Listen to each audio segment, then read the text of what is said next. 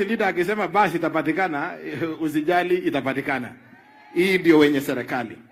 Ya mwisho, Prime Cabinet Secretary, kwanza viongozi wote wajumbe ambao mmekuja hapa siku ya leo, sisi kama jamii, sisi kama county na sisi kama wananchi wa sehemu hii tumefurahia na tunapenda mazungumzo ya kuleta wananchi pamoja. Rais wetu William Samoei Ruto pamoja na serikali yote hawakupigiwa kura kwa sababu ya ukabila. Walipigiwa kura kwa sababu wako na mipango ya kisawasawa ya kubadilisha nchi ya Kenya. Na wakati viongozi mnapigiwa kura kwa minajili ya capacity yenyu kubadilisha nchi ya Kenya, itakuwa ni makosa wakati wewe unaingia kiti unaanza kuretreat to the tribal cocoon. It is very unfortunate. Na rais wetu wa Kenya William Samoei Ruto saa hizi sio rais wa Kenya, sio rais wa sehemu hii ya Rift Valley, sio rais wa makabila ya Kenya. Yeye tayari ni kiongozi ameheshimika Afrika nzima. And it will be tragic for us to pull a global leader in the name of the President of Kenya William Samoei Ruto to come to the level ya kuangalia maneno ya makabila. Sisi kama viongozi, let us work together and ensure that we support the vision ya kutransform nchi ya Kenya ya President wetu William Ruto na serikali ya Kenya kwanza. And we want to thank you, Your Excellency Musalia Mudavadi. President ameheshimika dunia mzima kwa sababu ya ile kazi wewe unafanya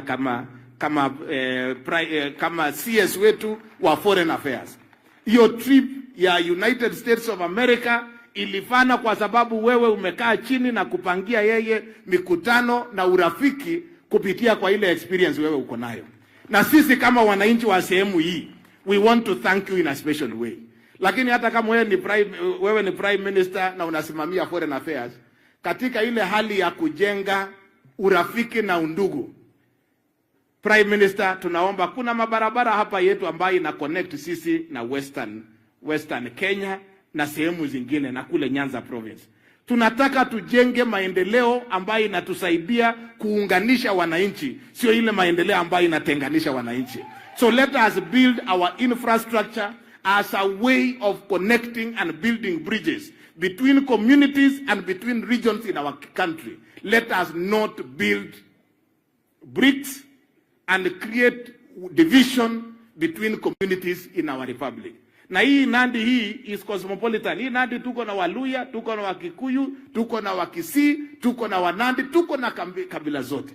Wakati kiongozi wa nchi anakuja sehemu hii, tunaomba mazungumzo ilikuwe ile ya kuunganisha na kuhakikisha ya kwamba Mkikuyu, Mukalenjin, Muluya na every other tribe in Nandi can be able to identify with the speeches that are made by leaders, so that you do not come alafu saa zile wewe unaondoka wananchi wameanza kugawanyika kwa sababu ya matamushi ama maongezi ambayo pengine inaweza leta hujuma katikati ya jamii. But we want to give the assurance hapa Nandi, ndugu yangu kule Wasingishu, mimi ni chairman wa NOREB, we will never allow politics of tribalism in our region.